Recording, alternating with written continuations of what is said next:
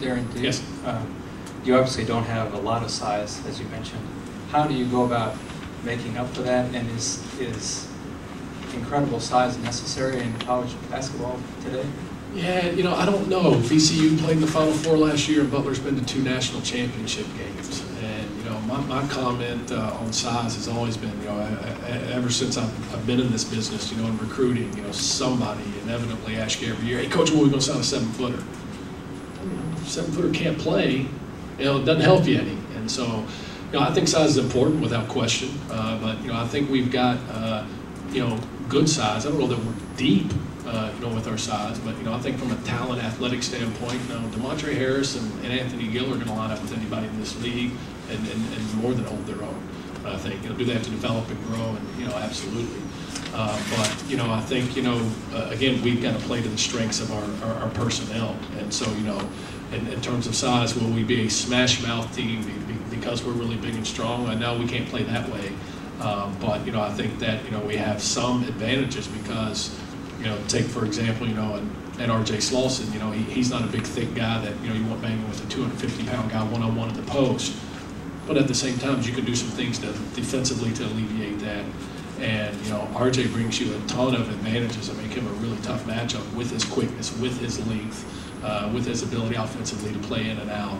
And so, you know, I mean, you know, for us, size is not something that, you know, we're concerned about. You know, we've got to figure out how to be the best we can with, you know, the guys that we have. And you know, I think that's the important thing for us. Darrin, how difficult is it to coach a team without Ellington for several games, as long as it takes for him to get back, and then to bring him back into the lineup after he gets back on the team? Yeah, I mean, for me, it's not difficult at all. You know, you coach the guys you have, and, you know, that would be true whether it's, you know, an injury or, you know, whatever it might be. And, you know, on the front end, you know, we don't have it. And so, you know, that's how we have to coach the team. And then, you know, as I've said, you know, numerous times, I think, you know, when he comes back, we'll just have to see how that goes. You know, hopefully it'll be a seamless transition, and, you know, he'll flow very well into things, and it'll work great. And you know, we'll just have to see how it goes. I don't think anybody knows that. I think it would be unfair to everybody to put some expectation on how that's going to look. Can you explain, Coach, to fans just the process of recruiting Bruce? I mean, was he recruited here to play on the basketball scholarship, and did he have an out to go and play football? I mean, how does that work? Did we cover that already? About 100 times in the spring? No, I understand that. You know, again, he was a kid that, you know, was recruited, could play both if he wanted to. Ultimately, chose to play basketball. But knew that, you know, that door and that opportunity was open, that I was open to it, and Coach Spurrier was open to it. And, you know, the spring decided that, you know, he missed the game a little bit and had an itch to play and wanted to go out and play. It was Bruce's decision, and, you know, that's what happened, and that's what he's doing now. And it's, you know, it's really about as simple as that.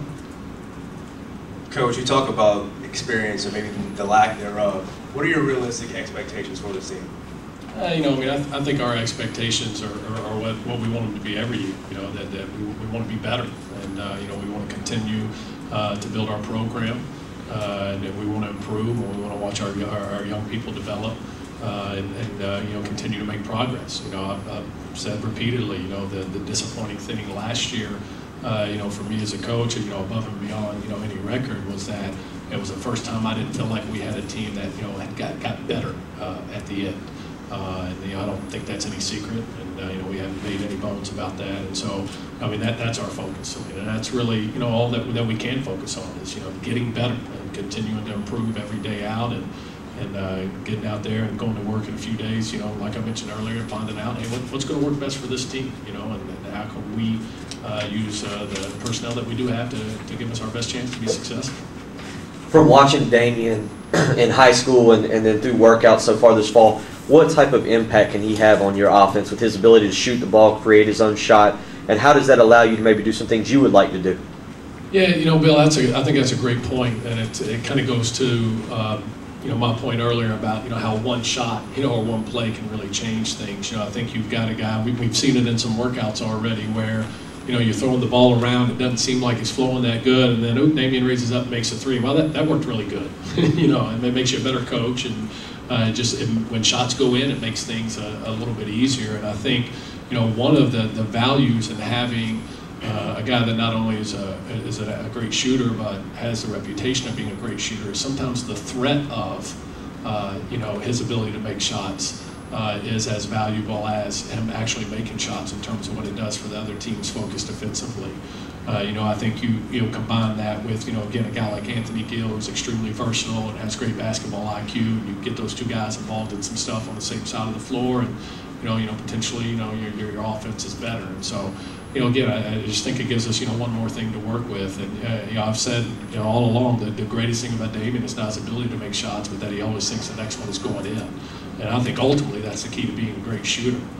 We've seen a lot of guys that are 3 o'clock shooters, so to speak. It's great to make them in practice, but you don't make them when the lights come on, it doesn't really matter. And Damian always thinks they're going in. And so I think that's, you can say he's not any good, you can write something terrible about him, I can tell him he's the worst shooter in the gym. He doesn't hear any of it. He thinks the next one's going in. And so I think that's a great quality for him to have. With DeMontre, Darrin, obviously the timetable on his foot may last a little while. Are you concerned that this might be the kind of thing that lingers through a season, or are you guys pretty confident it'll get cleared up? Yeah, turf toe played on hardwood, huh? But the thing about it that our medical staff is concerned about is it's a lingering type of injury. And so we want to be real careful with practice not even started as of today, that we make sure it heals right. And it's completely healed. Hopefully that's sooner than later. But it's something that we would be more cautious of, especially at this time of year. I think, and again, that's one of the concerns that we have moving forward is with DeMontre's injury and our numbers and that type of thing. Just practice situations and how you set things up and just how you work on stuff. And those are all the kind of things that are challenges as a coach that are fun. That now that it's here, we get an opportunity to do that. With DeMontre's injury and obviously Lakeem and Malik coming back, what are you going to do differently, maybe through practice and through your first games, to keep them, to get them going, to obviously keep them fresh and obviously not hurt your depth as you continue on through the seasons? Yeah, I think that's a great question, Andy. In terms of basketball stuff, I don't know that there'll be a specific thing. And Lakeem and Malik they're full go. I don't know that all the rust is out yet because they both had pretty long breaks, but they're full go in terms of physically being 100%. But I think that again, with a team that doesn't have a ton of experience, with some older guys that are coming off injuries, with a guy that's out, I think we do have to be conscious of how we practice, and just how we structure things, and more just how we handle and deal, with that situation, as opposed to just what we're doing basketball-wise, if that makes sense. You mentioned Damian as a shooter, and you saw him in high school. Anybody saw him knows he never saw a shot he didn't like. Does he get the complete green light from you from the start? You try to reel him in any way, or is it green light for him anytime? Yeah, Phil, I think that's a great point with him, and I think my answer to that would be everybody on our team has a green light relative to their role and their ability, so, I think that, with Damian, and again, one of the things about him that's been so great is I think because that was maybe the perception coming in, you wonder, well, how's he going to adjust? Because all freshmen have challenges adjusting. And he's been terrific. His work ethic has been phenomenal. He's an outstanding teammate. I'm told he led conditioning most days in terms of, the pace that he ran at, where he finished. And so he's been great with all of that stuff. And in terms of shot selection, it's been very good. And so, I don't think that will be an issue because I think he's a team guy that wants to win. But again, green light is all relative to what you can do. Will his be different than, I don't know, DeMontre Harris coming down on the break and popping a three because he was feeling it? Probably will. Probably will. Coach, you touched on it earlier. They eliminated the divisions this year. I know it's early in the season, but if you look ahead at the conference tournament, how does it change things? And do you think it's an advantage for a young team like yours on how they changed the seeding this year in that conference tournament? Yeah, I just think ultimately it was best for our league.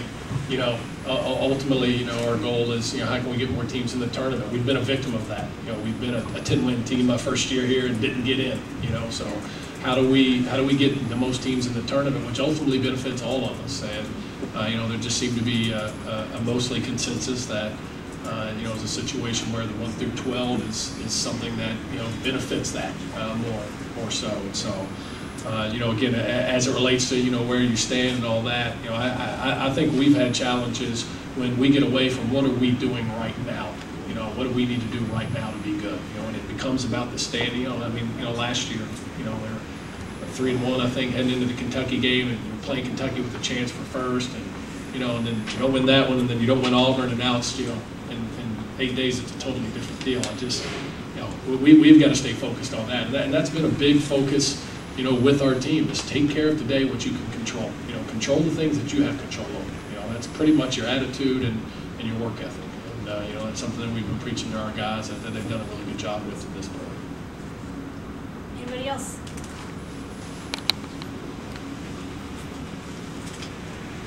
You mentioned getting freshmen obviously used to the rigors of the SEC. You had 6 of them last year. You have 3 newcomers this year. What did you learn from last year that you're going to use this year to make sure those guys are good to go for an entire slate? Yeah, I think the biggest thing is that mentally, it can get really hard for them. I think physically they're fine. They're young, they're terrific athletes, or they wouldn't be in this league, in this program. I don't think physically there's any issues, but I think mentally it just becomes a very long season for them. I think the physical demands, though they may not seem great to me or to upperclassmen, sometimes to freshmen, because they've been able to get by on talent, it seems like a lot. So I think just keeping having a better understanding of that and keeping a closer eye on maybe where those guys are mentally and how that affects them, I think is something that we'll be looking at. And again, that goes along with several other things. But what can we do to help this team be its best and to put us in the best position with the personnel we have, which doesn't just mean talent position, but experience level and understanding of what this takes to be our best. And it's exciting that it's finally here. Any more questions for Coach in here?